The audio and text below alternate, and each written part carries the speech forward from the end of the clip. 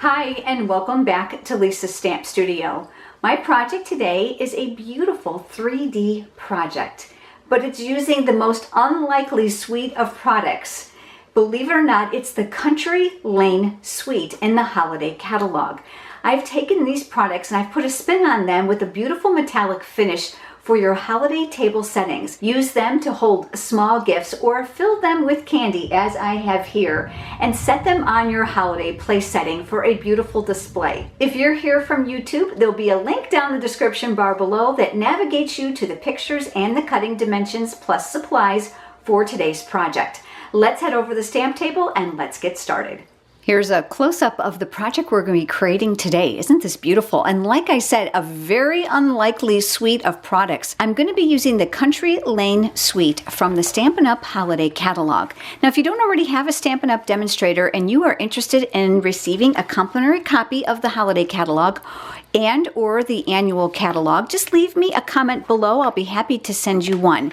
Adjacent to that page, you'll actually see the products in that suite. So we're going to use the stamp set, and we are also going to use the galvanized metallic paper and the tin tile embossing folder, and lastly, the chicken wire elements. I know I told you it was really unlikely. Let's get started on putting this together. I cut a piece of galvanized metallic paper, and with the tin tile embossing folder, we're going to do some embossing on this strip, and I'm going to give you some tips on how to do the length. I've got my Big Shot platform here, and because this is one of the dynamic embossing folders, you can see actually how thick this is compared to a regular embossing folder. You're not going to need to put a clear mat on the bottom. The thickness of this folder compensates for that.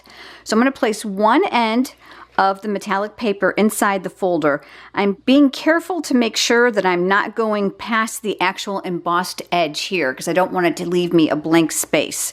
I'm going to place it here on my platform, and I'm going to put a clear cutting mat over the top of the folder to protect it, and then I'm going to crank it through the Big Shot. Now go ahead and pull that out. You can see how this end is missed, so it's really quite simple to do. All you're going to do is you're going to put it back inside the embossing folder, and I am looking to align the design the very best that I can. So I'm looking here at the ends to line up these images. I'm going to place that back on top, putting the clear mat back over the top, and then we'll crank that through to do the other side. And here you can see that it looks almost as if there was no break. I'm going to be wrapping the metallic paper around the clear, tiny treat boxes. Now, when you purchase them, they do have like a cellophane finish on the outside. That's just to protect the box while it's being shipped, so it doesn't have any mars or scratches on it. You're going to want to open up this box to kind of break down the acetate. Now, once the box has been conditioned, let's go ahead and put the bottom together. This area right here that's notched is going to go down first. And then the two ends are going to go down inside of it, and it's going to intersect. And then there's an end with a tab that's going to go down inside of those to create that closure. I'm going to fill my box with some silver Hershey Kisses. I just like to color coordinate when I can. Just makes the favor look all that much more pretty. And then we'll go ahead and close this up. I'm going to make sure that my seam is on the bottom of my box so it's least noticeable. So I'm going to center this paper across the top of the box, and then all I'm going to do is I'm going to crease. I'm not even going to create score lines. That's just one extra step we don't need. So I'm going to come around the edges and just crease them, and then the same thing here. And I've allocated plenty of room for you to add adhesive. Now I'm going to recommend tear and tape because it's very strong, and the worst thing that can happen is your 3D project comes apart. So let's go ahead and add some adhesive on the edges here. So I'm going to do a strip, and you're just going to lay it down, and then you'll rip. And I'm going to do 2 rows on this side. I'm also going to do 1 row on the opposite side where these two papers are going to intersect. I want to make sure that there's no lifting. Now, once those are down, I'm going to burnish the paper backing inside the galvanized metallic paper. I've got my take your pick pickup tool here, and with the paper piercing end, I'm going to remove that paper backing from these 2 strips. I've got the bottom of my box here. This is where we're actually going to be sealing it. So I've got the front end is down, and I'm going to fold right on those crease lines that we previously made. And then I'm going to come over here and I'm going to take this end off. I like to take off just a little tape at a time. Once the tape has been removed, I'm going to go ahead and just make sure this is centered on the edges of my box.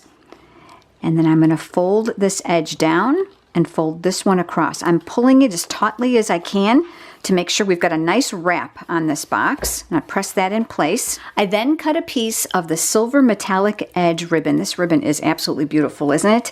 So I'm going to come across the bottom, and then I'm going to tie a bow on the top. Now I want to give you a little tip here as well. I found that I was kind of chasing the box all over. What you could do if you'd like is you can slip a glue dot right underneath there to help hold that in place. So I've got my glue dots here, and I'm going to pull back just one, and with my paper piercing tool, I'm going to kind of fold this in half and pick it up. So I'm just going to add a little bit of a glue dot up underneath there, and I'm going to tack that down, so that's going to help hold it. So now I don't have to worry about that ribbon sliding on my box. And then I'm going to go ahead and make a bow. Now, if you're like me, your bow is never going to lay right, and you're going to have one loop bigger than the other. So let me give you a tip. Put your finger here on the knot and then pull your loose end to adjust the sizes of your loops to get them the size that you want. This being a 3D project, I have absolutely no problem with my loops being larger, just to make it look a little bit more dramatic. Then once you've got it where you want it, go ahead and take your scissors and give your ends a trim. The front of my box is actually here, but do you see the way that my ribbon is actually falling? There's a couple things you can do. You can try to train it in the direction that you want it, but you know what? I'll be honest with you, I don't even fight it. I just kind of let it go the way it wants to go. And now what I'm going to do is I'm going to add in those chicken wire elements I mentioned to you at the beginning of the video. They come in a package and they look like this. So all you have to do is just pop them out from the frame. And they look like they're metal, but they're not. They're actually a metallic, flexible type of paper. One side is white, the other side is silver. Now the great thing about the white side is you can go ahead and color these any color you'd like using a sponge dauber or a sponge, or you can spritz them with color. What I decided to do was use these as an embellishment to create some really dramatic loops alongside my bow. So I cut these into about 2 paneled strips. You'll see how I did that here. That left me with these kind of rough edges here, and I didn't really like that. So what I did is I took my scissors and I kind of just rounded those off just so they would be more finished, which gave me this. Now I'm only going to need about half of this on each side. So what I'm going to do is I'm going to take my scissors and I'm going to cut it in half. And my raw ends are going to be at the bottom, so I'm not worried that those are not finished. And I'm going to go ahead and pinch these together, and I'm going to seal them using another glue dot. So I've got my glue dots here, and I'm going to press my raw end on a glue dot, and you can see they're very much open, so you're probably thinking, wow, that really exposes your glue dot, which is perfect because it's going to help hold it to the box. And then I've got another one here for the other one to create the second loop. And then I'll fold that one in half as well. What I'm going to do is I'm going to tuck these up underneath the bow. So I'm going to add another glue dot here because I want this good and sticky, so it's going to hold it in place. And this end here is a little bit stray, so I'm just going to cut that away to make it easier for me. And I'm going to tuck that up underneath, and I'm going to press. And then I'm going to kind of bring that back to life a little bit, but kind of just pushing it. And then I've got this one here, and I'm going to do the exact same thing. We'll add another glue dot to this end. And this is going to come up underneath. Isn't that pretty? And it really adds some dimension to the top of the box. I'm going to go ahead and create a tag for this as well using the coordinating stamp set. And I chose to emboss it. So I've got a piece of Whisper White cardstock here. And whenever I do heat embossing, especially when I'm using words, I like to use the embossing buddy to prep the surface of my paper. This anti-static powder inside the bag is actually going to tell the powder not to stick where there isn't ink. And I'm going to be using Versamark ink. This is a very tacky type of ink, and it's going to work wonderfully for the powders. So I'm going to go ahead and ink that up, and I'm going to stamp that here in the center. Now I'm going to add some words, but I found it really difficult to see. So I'm going to go ahead and powder this first. So I've got my silver powder here. I'm going to sprinkle generously. I like to work over a coffee filter to catch any stray powder so I can put it back inside. And now what I'm going to do is I'm going to grab my words enjoy. I found those in the stamp set to work really well with these favors, and I'm going to stamp that down inside. And then once again, we'll come back over and we'll powder those as well. I'm going to push my powder out of the way, and I'm going to bring in my heat tool. The Stampin' Up! Heat tool has 2 speeds, a 1 and a 2. The 1 is great for drying your projects. If you've done a lot of watercoloring and you want to speed up the drying process, it's a lower speed. Speed 2 is a lot higher, which is going to set this powder. So I'm going to work very closely, keeping my fingers out of the way because it is very, very hot. Once the gun heats up, it will retain its heat for a matter of time, which will make creating multiples of these a lot quicker and a lot easier. So I'm just going to hover over this, and you're going to see the powder turn to a metallic foil type of finish. Isn't that pretty? Now I'm going to come in with my scissors, and I'm going to cut this a little bit smaller. There is not a die, so I'm just going to come right around here, leaving a little bit of white cardstock around the edges, and I'm going to fussy cut it. To finish this off, I'm going to add a small hole to one end so I can tie this on. I'm using the 1/16 handheld punch. This is a retired punch. I know, I'm sorry, boo hiss, but it's in my artillery, so I couldn't help but using it.